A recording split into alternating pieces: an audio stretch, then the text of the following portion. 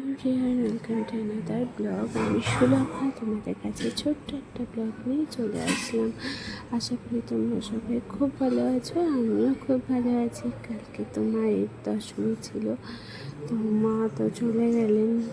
মনটা ভীষণই ভারাক্রান্ত। মা আসবে এটাই ভীষণ আনন্দ লাগে, কিন্তু মা যখন চলে যায় তখন মনটা ভীষণ খারাপ লাগে। তো বিকালবেলায় মাকে সিঁদুর পরানোর সময় আমাদের বাড়ির আমি, মা, মেজো মা তিনজনে মিলে সিঁদুর পরাতে চলে গেছিলাম আমাদেরই পাড়ার মণ্ডপে।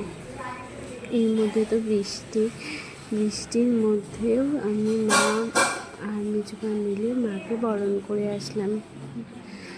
এবছরের মতোই মাকে শেষ দেখা। আবার 365টা দিন ওয়েট করে থাকতে হবে মা আসবে বলে। তো এই আসবে এটাই আনন্দ। চলে গেলেই মনটা একেবারে খুব কষ্ট লাগে যে মা চলে আসবে। মার কাছে একটা জিনিসই রাখি, মা যেন সবার সুস্থ রাখে সবাইকে, সবাই যেন পরের বছর আবার এরকমভাবে আনন্দ করে আমরা মাকে আবার বিদায় জানাতে পারি।